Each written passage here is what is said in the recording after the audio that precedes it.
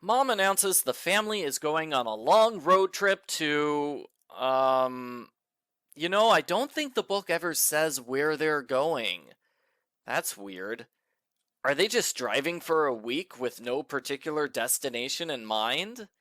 Argofont Book Review, Argofont Book Review.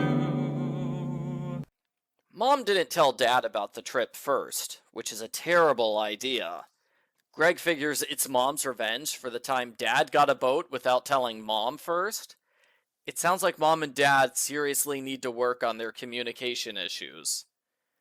Mom tries to entertain the kids with Flat Stanley, Spanish CDs, and nutritious mommy meals. They play a confession game. Roderick wins by confessing he toilet papered a neighbor's house. He gets in big trouble for this, so really, he's a loser.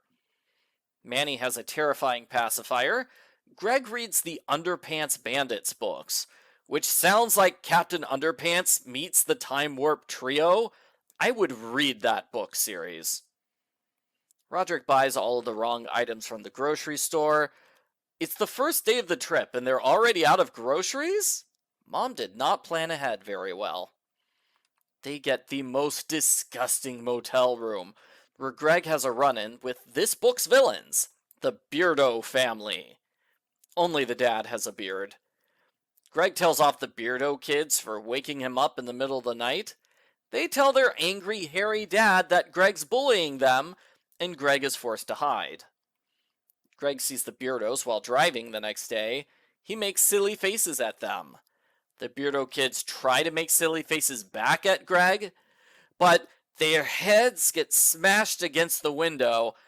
That's enough to make the Beardos want revenge against Greg for the rest of their lives.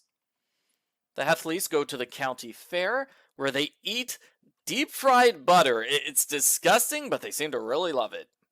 Roderick wins a smelly shoe contest. He only has one shoe for the rest of the book. One of the shoe contestants looks just like Cousin Georgia from the previous book. Hi, Georgia! Manny wins a contest too. His prize is a pet pig. The people running the contest force the family to keep the pig, almost like the contest was an excuse to get rid of it. Either that or they have no idea that some people don't want to raise livestock. Greg has problems using a gas station bathroom, which is a gross story to tell. The pig destroys a hotel bathroom and eats 2 full minibars of food, which costs the Heffleys a ton of money. It's almost like keeping an untrained wild animal with you is not a good idea. Dad has to take a work call, only he is dumb enough to do this while driving.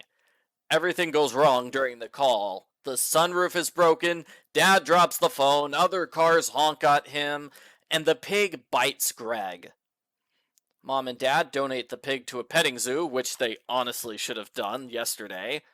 Since there are no doctors around, Greg has an embarrassing time going to a veterinarian for medical help. He likes it a little better than going to a real doctor, though. Greg is a wimpy kid. Since the trip has been a disaster so far, Mom and Dad try a new strategy. The whole family will vote on decisions from now on. The plan works fairly well for a while. Dad accidentally interrupts a funeral procession and takes several cars to a pet cemetery. There's another disaster when Greg makes the mistake of feeding a seagull that's on their roof. Soon enough, a flock of seagulls attacks inside their car, and Roderick rear-ends the car in front of them. While the car is being repaired, the family goes to a water park, where Roderick pranks Greg, and the Beardos steal their lounge chair. The key to their locker goes missing. Nobody remembers the locker number. I thought the family would be forced to wait for hours until the park clears out and all the locker keys are returned before they realize which locker is theirs. What happens is worse. The Beardos use the Heffley's locker key and steal all their things. Now Dad can't pay to have the car fixed. The repair guy puts sealant on the radiator as a 2-day stopgap measure, and honestly, the family should drive straight home without stopping. Instead, they're delayed for hours when their suitcases go flying out into the highway, and Dad takes an unknown road to the middle of nowhere. They accidentally lock themselves out of the car. They're forced to have Manny get the keys out of the car. As usual, Manny doesn't care if his family members die as long as he gets what he wants, which in this case is the pet pig. Greg sees the Beardos at a motel. This is what, the 5th time they've run into this family? That's too often to be a coincidence. Maybe the Beardos are following them.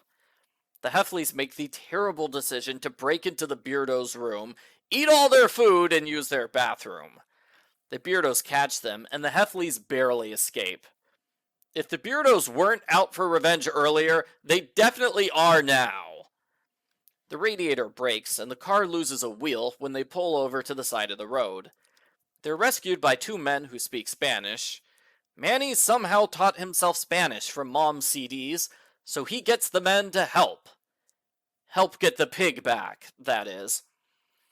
Back at home, Mom and Dad are scrambling to replace their lost wallets and phones. Greg discovers the Beardos did not rob them at the water park. He had the locker key in his pocket all along.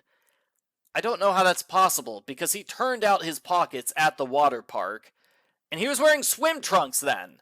So how did the key get into a pair of shorts that Greg was not wearing at the park?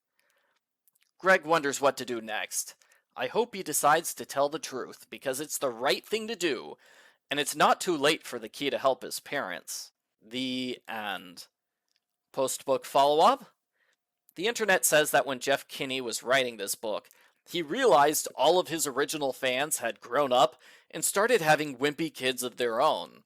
So he felt pressured to reboot the series in order to avoid confusing new readers. I'm not so sure that's true. It is not hard to understand what's happening in the Wimpy Kids series, even if you read these books out of order. The vast majority of characters and stories are one book only. On the other hand, this book is a great place for newcomers to start with the series because it's so isolated from the ones that came before it. It's just the family by themselves. That is a strength and a weakness. If you like the school stories more than the family dynamics, this book won't have much to offer you. It's all a road trip, which limits the story options. Most of the stories are chaos happens in the car, and chaos happens at a place they stop at. This book has some good jokes, but I didn't think it was as funny as the previous ones. I was actually disappointed by how unfunny the Captain Underpants parody was. Wimpy Kid Takes on Captain Underpants should have been a surefire source of laughs. This is probably my least favorite book of the series so far. Too many jokes either fell flat, or they went on for too long. It's still quite enjoyable. I'm not going to start crying, oh no, the series is bad now. I'm going to read the rest of the books, because I'm in it for the long haul. I give Diary of a Wimpy Kid number 9, The Long Haul, a 7 out of 10.